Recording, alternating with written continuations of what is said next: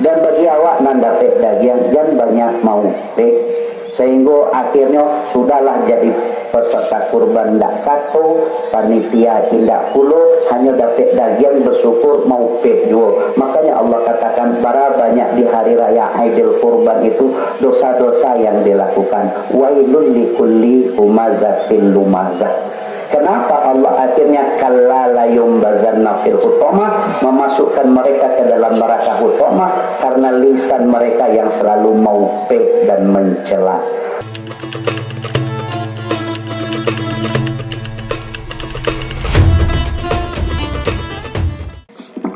Allahu Akbar, Allahu Akbar, Allahu Akbar. Allahu Akbar, Allahu Akbar, Allahu Akbar. Allahu Akbar, Allahu Akbar kabira walhamdulillahi katsira wa subhanallahi bukratan wa asila. La ilaha illallah wallahu akbar. Allahu akbar walillahil hamd. Alhamdulillah. Alhamdulillahilladzi arsala rasulahu bil huda wa dinil haq liyuzhirahu 'ala dini kulli wa kafa billahi shahida. Asyhadu an la ilaha illallah wahdahu la syarika lah wa asyhadu anna Muhammadan abduhu wa rasuluhu la nabiyya ba'dah. Allahumma shalli ala Muhammad wa ala ali Muhammad. Ya ayyuhallazina amanu taqullaha wabtaghu ilaihil wasilah wattaqullaha wa kunu ma'as shadiqin.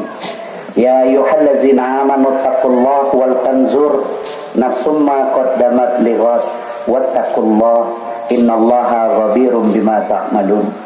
Qala Allah ta'ala fil Qur'anil Karim, a'udzu billahi minasyaitonir rajim. Bismillahirrahmanirrahim. Al-malu wal banuna zinatul hayatid dunya. Sesungguhnya harta yang kalian miliki yang terkadang membuat kalian lupa kepada diri kalian dan beribadah kepada Tuhan kalian. Lalu anak yang kalian banggakan, ketahuilah zinatul hayatid dunya. Semua itu hanyalah perhiasan yang ada saatnya akan hilang atau meninggalkan diri kalian. Wal baqiyatus sholihat, tapi amal soleh yang selalu bisa kalian kerjakan, khairun 'inda rabbik, itu jauh lebih baik bagi kalian di sisi Tuhan kalian. Thawaban wa khairun amala, dan ini jauh lebih bisa kalian harapkan untuk menjadi keselamatan bagi kalian.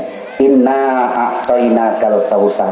Maka bukankah kami sudah memberikan nikmat yang berlimpah dalam hidup ini kepada kalian? Fasholli li rabbika wanhar. Maka oleh karena itu dirikanlah sholat karena Tuhanmu, kemudian berkurbanlah dalam rangka mendekatkan dirimu kepada Allah. Inna syani'aka huwal abtar. Lalu ketika kalian terus melakukan kebaikan kemudian kalian dibenci atau dibuli, maka kabarkanlah orang yang benci dengan kebaikan inilah yang dimaksud dengan al-abtar, orang yang terputus dari rahmat Allah. Allahu Akbar, Allahu Akbar, Allahu Akbar, walillahil hamd. Angku-angku, bapak-bapak, ibu-ibu, kaum muslimin, jamaah salat Aidil Adha yang berbahagia. Bersyukur alhamdulillah kita pada hari ini berada di sebaik-baik hari ketika matahari diciptakan, ketika hari itu diberi kesempatan hadir dalam setiap perputaran waktu. Dalam sebuah hadis yang diriwayatkan oleh Imam Muslim, Nabi mengatakan sebaik matahari terbit pada hari itu adalah hari Jumat. Sebaik-baik sholat berjamaah dikerjakan adalah subuh di hari Jumat. Dan sebaik-baik hari raya adalah hari raya Jumat. Hari ini semuanya berkumpul di hari-hari terbaik.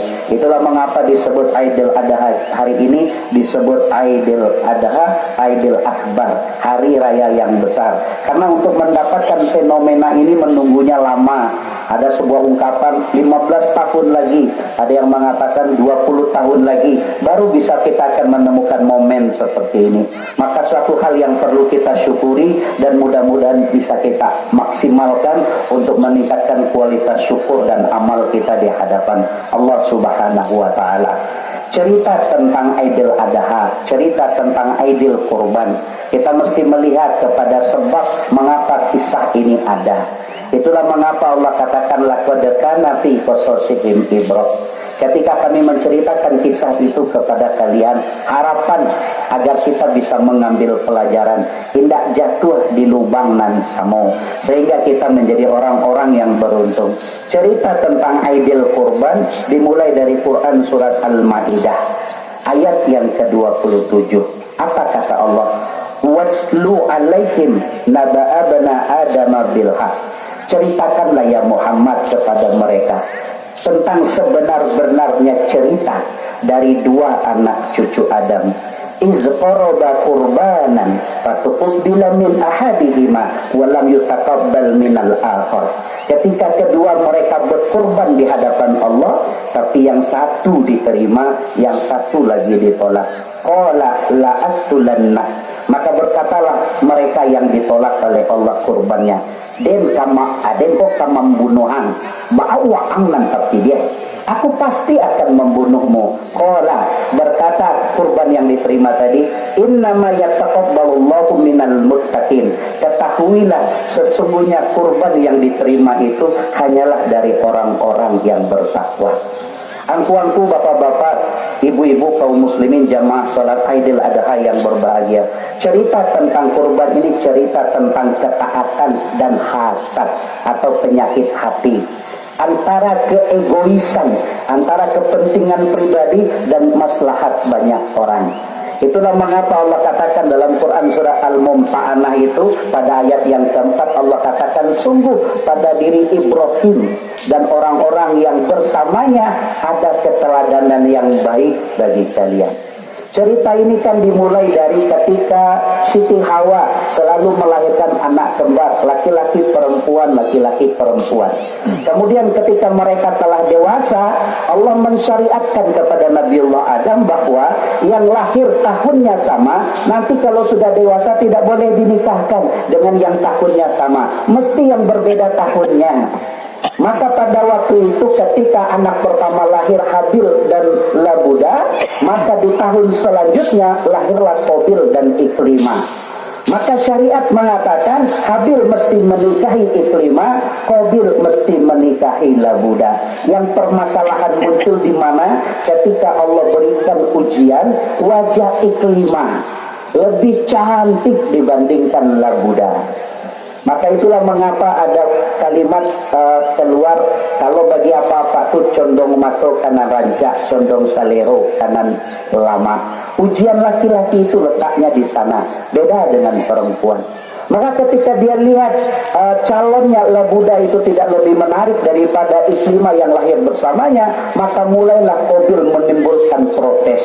Dia katakan ini tidak adil, begini dan begitu kalimatnya. Hasadnya muncul, irinya muncul, dengkinya muncul. Maka untuk menyelesaikan permasalahan ini, Allah perintahkan kepada Nabi Adam, katakan kepada kedua putramu, berkurbanlah. Siapa nanti kurbannya yang Allah terima, maka itulah yang akan menikahi Iklimah sebagai keputusan dari Allah Subhanahu wa Ta'ala. Maka disampaikan kepada mereka, Hadir, apa usahamu? Dia katakan peternak, karena memang dia beternak. Maka kata Nabiullah Adam alaihissalam, maka kurbankan ke domba terbaik. Kemudian ditanya lagi kepada Qabil, Qabil apa usahamu? Karena dia petani, maka apa kata Nabiullah Adam? Maka korbankan hasil kebunmu. Habil ini percaya, maka dia pilihlah domba terbaik, tidak cacat. Maka dari sinilah keluar syariat, wajib domba yang diterima oleh panitia itu ketika dibeli itu dalam keadaan tidak cacat. Kalau cacat, pulangkan, ganti. Karena tidak boleh domba atau sapi yang cacat itu dikorbankan, harus sempurna. Cuman Qabil ini antara percaya dan tidak, karena busuk hatinya, akhirnya dia campur antara yang bagus dengan yang tidak bagus. Ketika diletakkan di sebuah tempat, kemudian datang kilat menyambar, maka yang diterima kurbannya Habil, yang ditolak kurbannya Qabil. Dari sinilah keluar syariat bahwa hewan kurban itu harus binatang ternak. Terus diturunkan, dan ketika melihat kenyataannya, maka timbullah kedengkian dalam diri Qabil. Maka kisah ini diceritakan mulai dari ayat 27 berakhir di ayat 32. Allahu Akbar, Allahu Akbar, Allahu Akbar, walillahil hamd. Mengapa cerita pertama, hikmah pertama ini disampaikan itu adalah cerita tentang Habil dan Qabil, karena bagi kita peserta kurban pun juga nanti akan Allah uji. Sebagaimana yang Allah katakan tentang orang-orang yang berhak menikmati hasil daging kurban. Itulah mengapa hikmah pertama itu adalah pengorbanan di tingkat pribadi. Mampukah kita menekan egois kita, masalah diri kita, dan taat kepada keputusan Allah dan Rasul-Nya. Itu mengapa di dalam Al-Quran surat An-Nisa pada ayat yang ke-25 Allah katakan, fala warabbika, sungguh demi Tuhanmu, la yu'minun, di dalam mereka itu beriman, lawajabullah, kepada Allah, hatta ya, fala warabbika la yu'minuna hatta, sungguh demi Tuhanmu mereka itu tidaklah beriman hatta hingga yuhaqqimuka, menjadikan engkau Muhammad fima sajara bainahum, untuk menyelesaikan permasalahan di antara mereka. Kemudian di dalam Quran surat Al-Imran ayat 31 Allah katakan, kul, katakanlah ya Muhammad, in kuntum tuhibbunallah, kepada mereka yang selalu berkata mencintai Allah, fattabi'uni, syaratnya maukah mereka mengikuti Rasulnya. Kalau mereka mau, kabarkan kepada mereka, yuhibbukumullah, Allah baru balas cinta mereka, wa yaghfir lakum dzunubakum, baru Allah ampuni dosa mereka. Bagaimana kita memahami ayat ini? Inilah cerita tentang kurban tadi. Ini cerita tentang hasad. Ayat yang ke-36 Allah mengatakan, apa kata Allah? Fa iza wajabat junubuha, dan apabila hewan itu telah kalian sembelih atau telah mati, fakulu minha. Ini orang pertama yang harus menerima manfaat dari kurban itu. Pada sebagiannya makanlah olehmu. Jadi peserta kurban ini harus menikmati kurbannya. Ustaz, bukankah kita berkurban itu ikhlas karena Allah? Betul, tapi beginilah syariatnya. Pertanyaannya, apakah kita memperturutkan keinginan kita atau kita mengambil apa yang menjadi sunnah bagi para peserta kurban yang Allah ridhoi? Jadi jangan buat hukum baru sehingga kita mengatakan tak boleh awak makan daging kurban, Allah yang perintahkan. Nanda boleh tuh kalau bernazar. Maka oleh karena itu jangan persulit kurban awak dengan nazar-nazar tiap tahun. Sampaikan saja kepada Allah. Karena nazar ini pun juga masih diperdebatkan di kalangan para ulama. Karena Allah mengatakan dengan tegas melalui Quran surat Al-Hajj ayat 36 dan ayat 28. Pada sebagian daging kurban itu makanlah olehmu. Ini juga menjadi ujian tentang keikhlasan kita. Karena ketika awak mendapatkan daging kurban, maka muncul keinginan di hati awak, oh tolong pengurus panitia masukan tulangnya, tambah je ikuannya. Kalau seandainya panitia memberi, maka bersyukurlah. Yang jadi masalah ketika panitia tidak mengabulkan, maka muncul keluar upek dan dongkol di dalam hati. Itulah kurban yang tidak Allah terima. Maka di rakaat pertama, imam kita membaca bukan darah dan dagingnya yang sampai kepada Allah, tapi ketulusan dan keikhlasan kalian dibalut dengan ketakwaan. Itulah yang akan membuat kalian Allah ridhoi dengan kurban yang kalian kerjakan.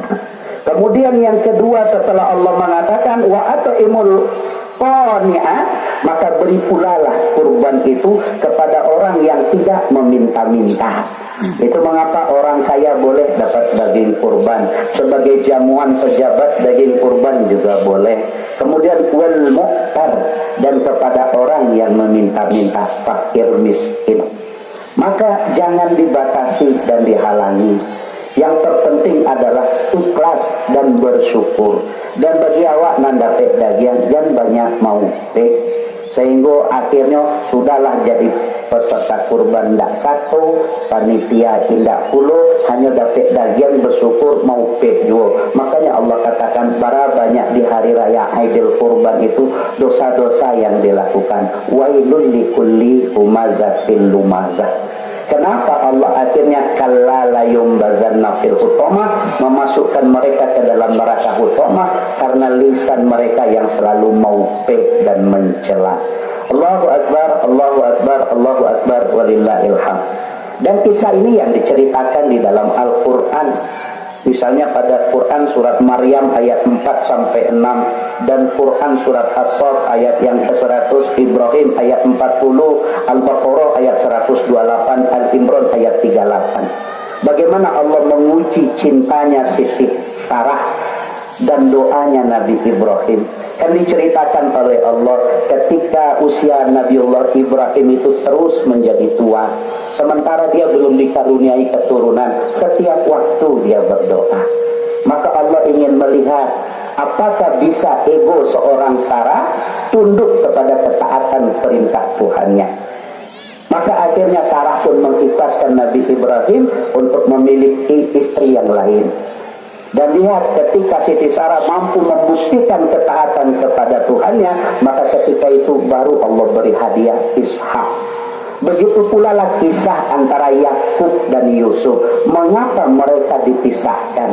Karena kecintaan Yakub kepada Yusuf ini mengalahkan ke-11 saudaranya. Itulah yang menjadi pemicu 10 saudara Nabi Yusuf berniat ingin membunuh Nabi Yusuf. Karena ayahnya terlalu cinta kepada Yusuf. Maka akhirnya Allah pisahkan. Dari sekian lama berpisah, mengapa tidak dipertemukan? Padahal Yusuf kan sudah jadi pejabat di Mesir. Karena Allah yang memerintahkan, belum waktunya. Kapan akhirnya Allah izinkan kembali mereka berkumpul? Ketika Yakub bisa mengikhlaskan Yusuf dan menjadikan Allah lebih dicintai dari segala-galanya. Beginilah pelajaran hidup. Begitu juga lah Nabi Ibrahim. Ketika sudah mendapatkan Ismail, lalu dihadirkan istri yang lebih mudah, Hajar. Allah ingin melihat apakah cinta kepada makhluk mengalahkan ketaatan kepada Khalik. Datang perintah, tinggalkan. Sebagaimana yang diceritakan dalam Quran surat Ibrahim ayat 37. Maka dibawa ke tempat lembah yang tandus. Saking sedihnya Nabi Ibrahim tak pernah berhenti, terus berdoa agar Allah menjaga keluarganya ini. Karena tidak ada satupun tumbuhan yang hidup di sana. Sekarang dikenal dengan nama negeri yang diberkahi, Mekah Al-Mukarramah. Apa yang bisa kita dapatkan hikmah dari dua kisah dari kehidupan Nabi Ibrahim dan orang-orang yang bersama dengannya? Pertama, dari ketaatan baru mendapatkan penghargaan dan pengakuan. Maka disinilah ada sebuah kalimat bahwa ketaatan tolak ukur seseorang dalam keimanan. Kalau dalam hidup kita masih banyak protes dengan apa yang Allah inginkan, berarti kualitas iman kita masih dipertanyakan. Tapi ketika kita mampu taat, maka masuk pelajaran yang kedua. Kesabaran dan ketabahan itu yang membuat seseorang dicintai oleh Allah Subhanahu wa ta'ala. Hari ini mungkin kita sedih dengan kondisi saudara-saudari kita di berbagai belahan negara. Tapi di satu sisi yang perlu kita sedihkan adalah diri kita sendiri. Mereka bisa bersabar, bayangkan di negeri yang hancur. Tapi bagaimana penduduk Gaza masih tetap dekat dengan Al-Quran. Kita dalam ketenangan, kadang Quran tidak pernah kita baca. Maka siapa yang pantas disedihkan di hadapan Allah ini? Kemudian apalagi doa dan harapan tidak boleh putus dari lisan orang-orang yang diuji dalam hal pengorbanan. Maka itulah mengapa para ulama mengajarkan, kemudian mengingatkan. Kemudian Ustadz Adi Hidayat dalam beberapa video juga sering mengingatkan bagi para peserta kurban. Ketika panitia, kemudian juga para tukang jegal memotong hewan kurban, maka kita yang jadi peserta kurban banyak-banyak berdoa. Di antaranya kan dianjurkan membaca doa iftitah itu. Ini wajahku wajahiyah, hadapkan wajah kita melihat pemotongan hewan kurban menghadap ke kiblat, kemudian membaca ini wajahtu wajahiyah lillazi fataras samawati wal ardo hanifah. Kemudian sampai selesai dan selanjutnya.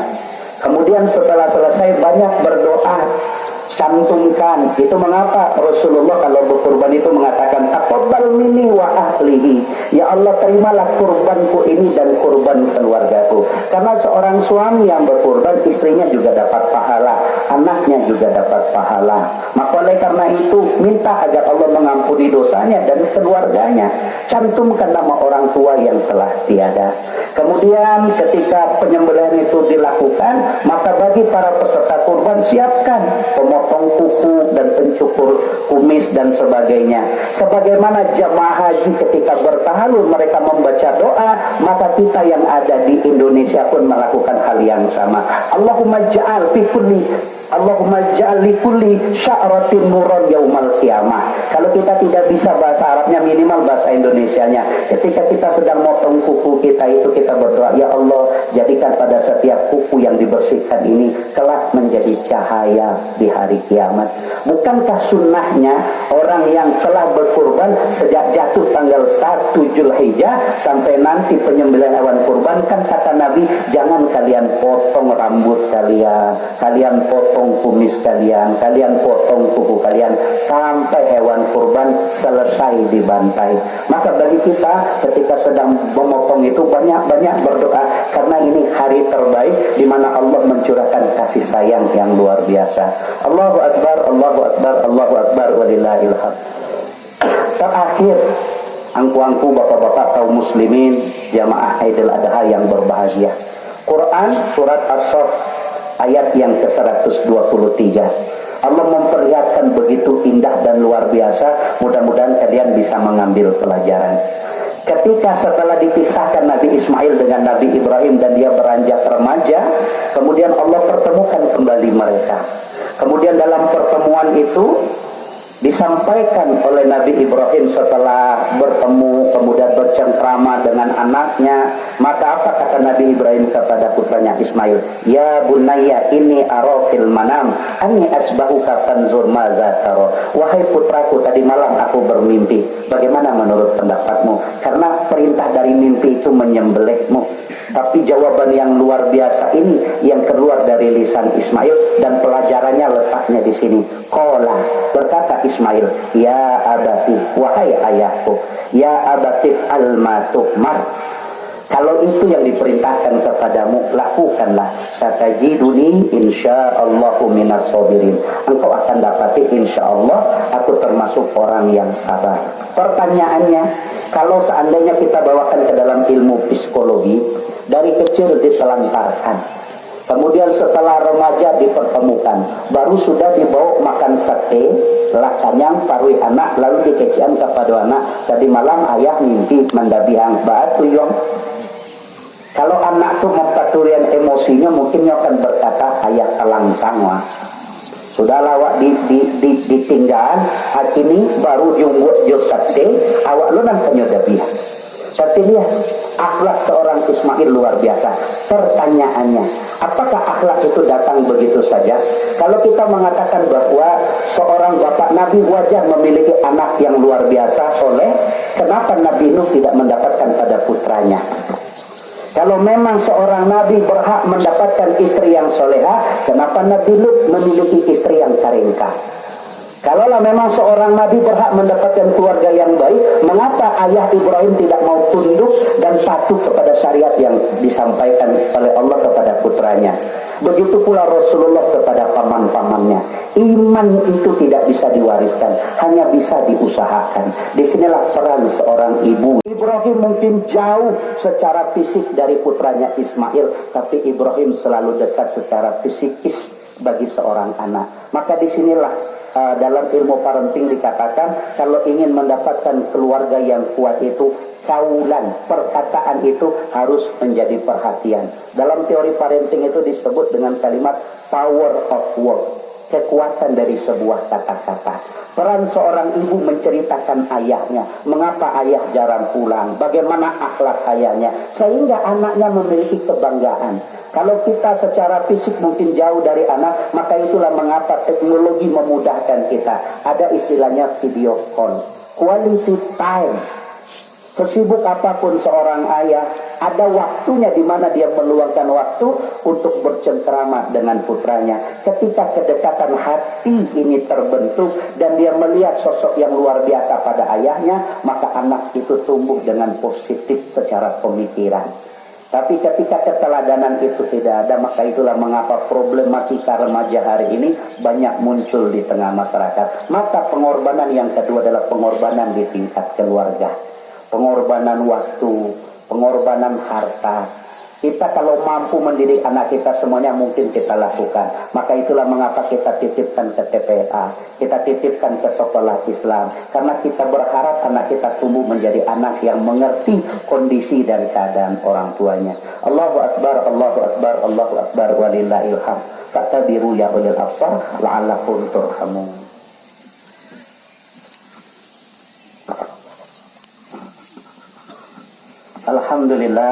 Alhamdulillahillazi arsala rasulahu bil huda wa dinil haq liyuzhirahu 'ala dini kulli wa kafa billahi syahida. Asyhadu an la ilaha illallah wahdahu la syarika lah wa asyhadu anna Muhammadan abduhu wa rasuluhu la nabiyya ba'dah. Allahumma shalli ala Muhammad wa ala ali Muhammad. Ya ayyuhallazina amanu taqullaha wa bataghu ilaihil wasilah.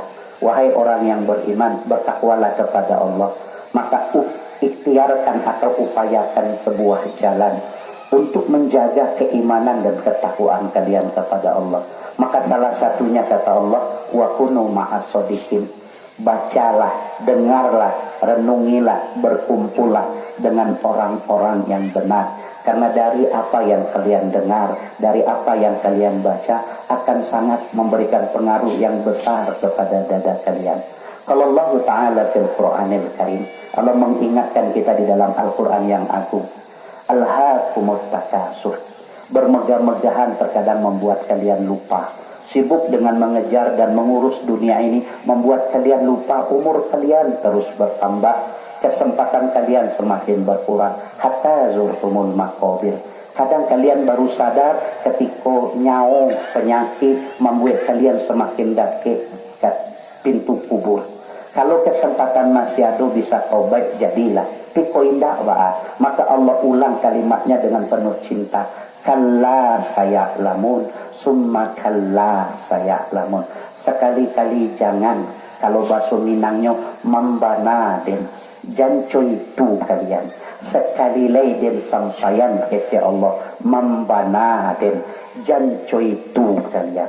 Luar biasa kalimatnya, tinggal kita memaknainya. Innallaha wa malaikatahu yusholluna 'alan nabi ya ayyuhallazina amanu shallu 'alaihi wa sallimu taslima. Allahumma shalli ala Muhammad wa ala ali Muhammad kama shallaita ala Ibrahim wa ala ali Ibrahim wa barik ala Muhammad wa ala ali Muhammad kama barakta ala Ibrahim wa ala ali Ibrahim fil alamin innaka Hamidum Majid. Allahumma ighfir lil muslimin wal muslimat wal mu'min wal mu'minat al ahya'i minhum wal amwat innaka qaribun mujibud da'wat ya qadiyal hajat.